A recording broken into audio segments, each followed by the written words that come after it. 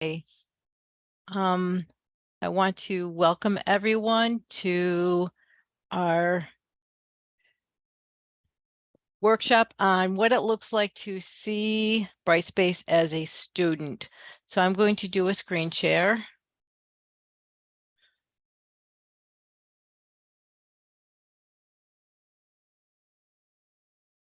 And hopefully everybody is seeing Brightspace.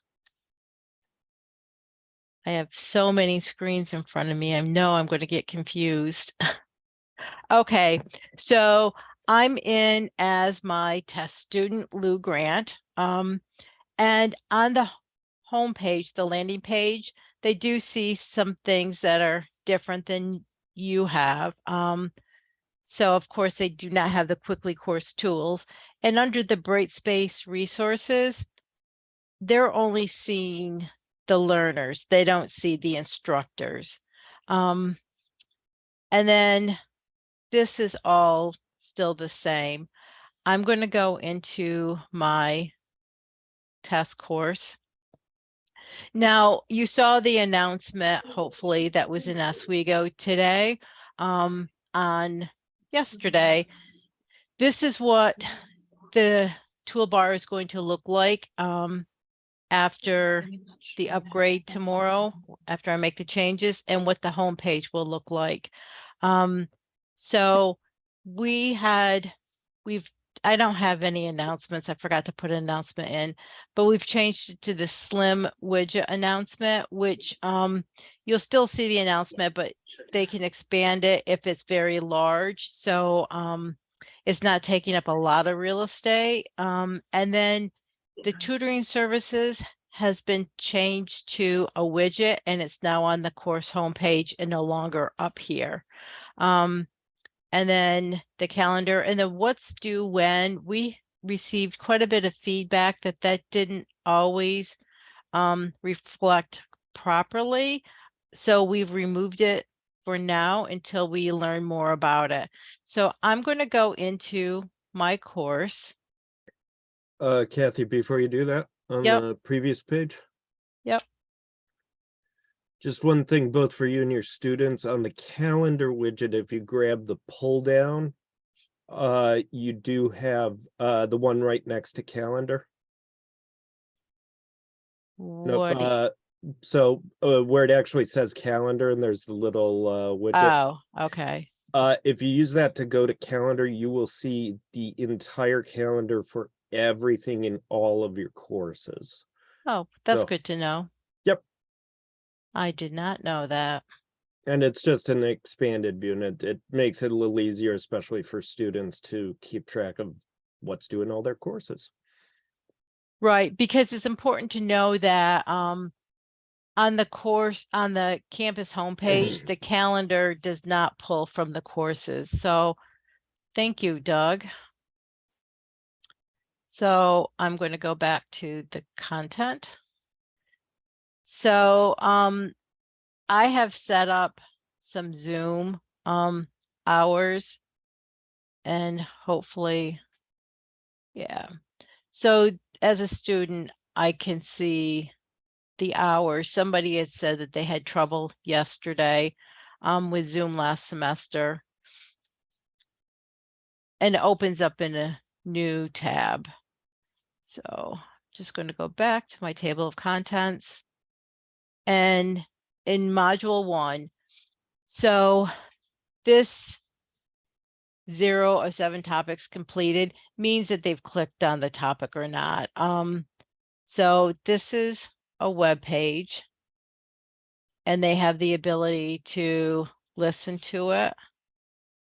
They could download it, print it, and view it in alternative formats. And there's this little button that they can go right to the next one. So here is another web page. And then this is a YouTube video. So they would just click on it. I'm not going to. And then here is the first discussion. So I have the question right here. going to click to start my thread. I don't know. I have the little hint. So I'm going to copy and paste it. And have a very bad title. I could subscribe to this thread. By default, it's already checked. That means that when responses come in, I will see it. I'm going to post. And then I do have another discussion. So, but if I go back to content, I can see my next discussion.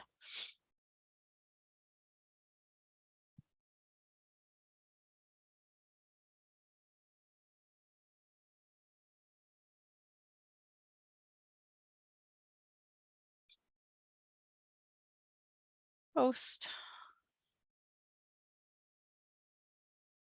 So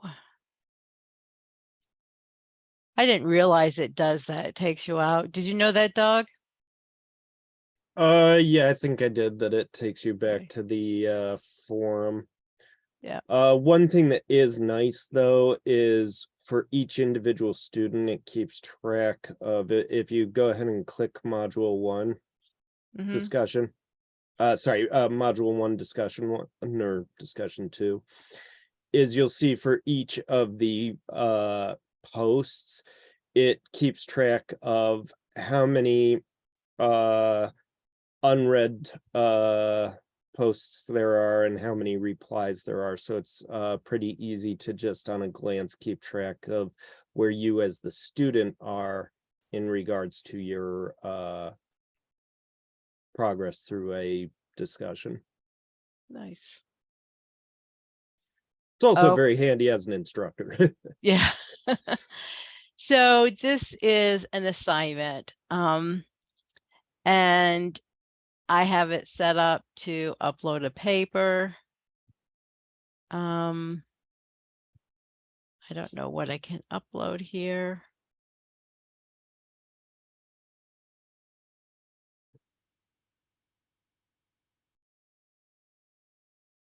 So I'm going to click submit. And it tells me it was successfully submitted. I see my submission. I could either click here to go to the next or just go over here to go back. And now I have a quiz. So it's going to tell me the current time, my name, the quiz information. I'm allowed 5 minutes and I have 1 attempt and I've completed none. So I'm going to start the quiz. And answer. And just while she's going through that, I want to point out again that each of these has their own listen options. So this is really one of the big reasons we went with Brightspace was its accessibility. And this is how that accessibility is integrated into the system. So it's right there. It's very easy to access, but this does mean that if you're using pictures or anything like that in your questions, you do want to make sure that you use alternate text. Correct. So by default, when you submit the quiz, you're just seeing this standard. You would need to change it if to show the questions and the answers, what I got right or wrong. I got them all right. So the other thing that can show from the student, so under my performance, I have my class progress. And this is just going to, oh dear. That's odd. No, I haven't fixed it yet. I need to fix that. I'm in the using the new toolbar, Doug, Oh, and I have a bad link. So on the grades, I'll get out of this in a minute. I can see that because my quiz was graded automatically, I have the 100. And here is what my grade is right now in the course. And then I can see that I have these other items that need to be graded. So if I stop impersonating for a minute. excuse me.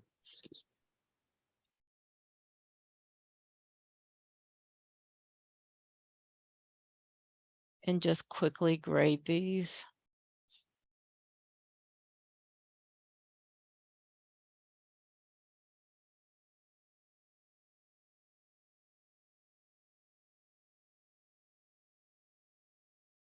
So just to clarify right now, Kathy's in the faculty version just to push some grades out so that we have something to look at in the student version. So what you're seeing right now is not something that students could get access to. Correct.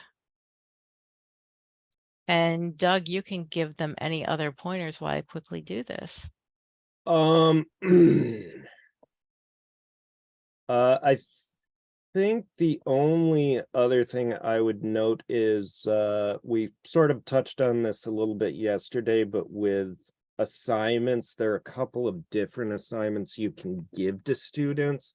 The most common one is having them upload a submission, but you do also have the ability to force them to put in a link. So if you're using a Google Doc, you could you'd change it to a text submission, so they have to paste in the Google Doc. And there's also a neat option for if you're in a hybrid or a face-to-face course, you can put in an assignment so they know the assignment's coming, they have a due date and everything like that, but it's set so that they have to turn the paper in. And so each of those just gives slightly different interfaces for what they see.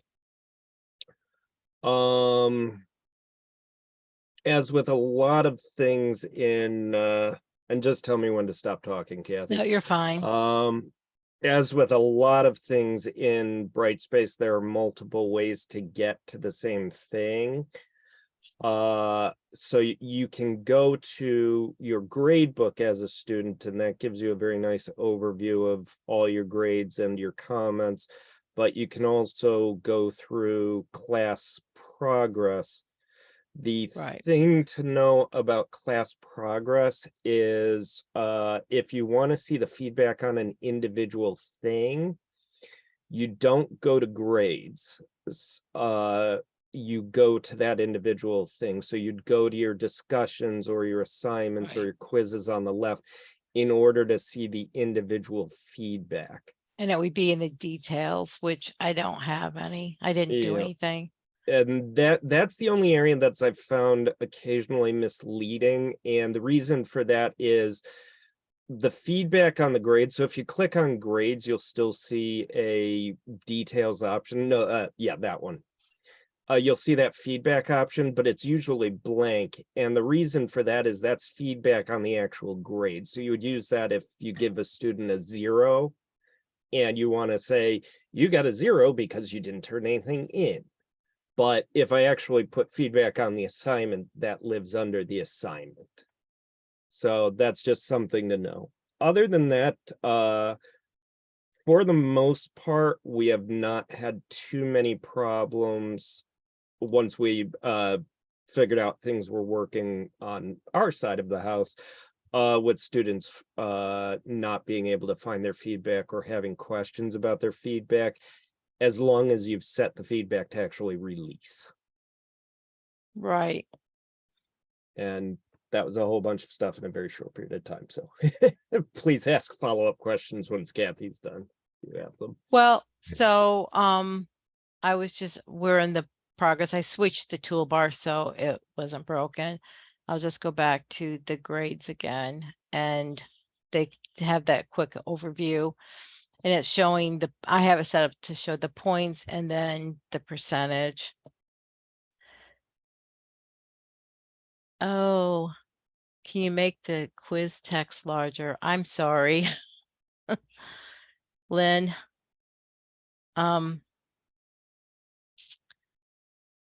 I can't do too many. I'm not good at multitasking.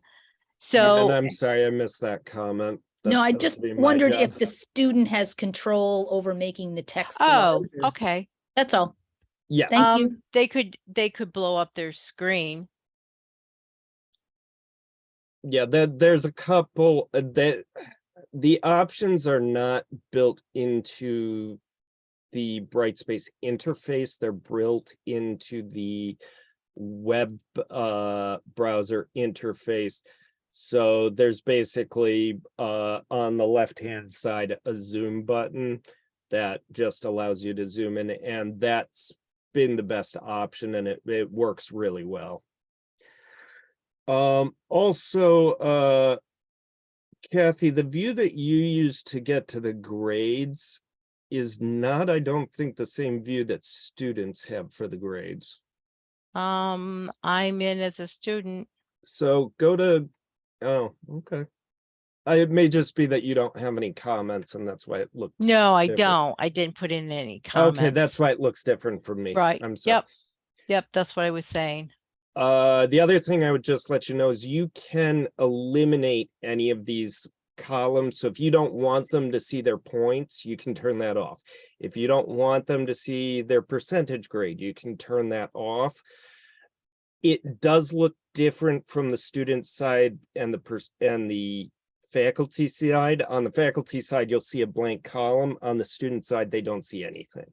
They just see the column that you want them to see.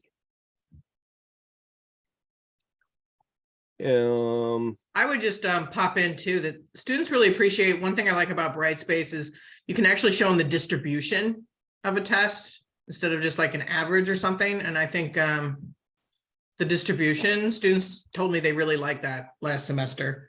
So they can see, you know, how many of the class did super well or struggled or in the middle. So it's like a little bar graph that they put at each of the individual.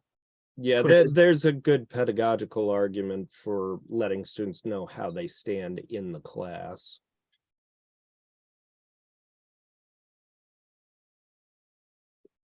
So we have a minute left. Are there any questions or feedback? I guess I would just note this has gone back. I'm going to go back 3-4 learning management system. And just, you know, sometimes it's frustrating when an individual student has a problem with their view. I can't really see what they see, right? And so trying to go back and forth, because in one place I had, you know, I finally figured it out, but I was actually, somehow I had the settings wrong and they just couldn't see with this multiple choice exam how they did, right? And what the score was. And I could see it just fine. So I knew that I had a setting wrong in my student view, and it took back and forth email. It took like 4 rounds, right? Okay, we can actually do a little bit better with that now. Kathi, can you change yourself out of the student? So you have 2 options for viewing the individual students. So if you go into a course and you go into my performance, and again, remember the name of this will be changing, and class progress. Right. You can click on any individual student. Right. And this is the student view. What they see here is exactly what you see here is exactly what the student sees. Okay. All right. The other thing though is for their grade view, what you do is go to the grade book. So course tools grades, or my performance grades, that all roads lead to Rome. Right. And grab the little pull down next to their name and click preview. And you'll get a pop-up. And again, this is exactly what the student sees. Okay. So it's not as nice as being able to impersonate an individual student, but it's a lot more detailed than what we have, because it is Mhm. in if these two students- areas. If what students these pull this use. up on mobile, does anything weird happen, or is it pretty much true too? That is a Kathy Blackboard did weird question. things on mobile, right? That is a Um, Kathy question. So this is responsive design, so it's supposed to pull up just fine. I have not played with the Pulse app, but I Okay. know that students used it last semester because we had a couple tickets to the help desk. And they said there was a time when there must have been an update and it was funky for a couple weeks. And she had said that she'd been doing her whole course using the Pulse app.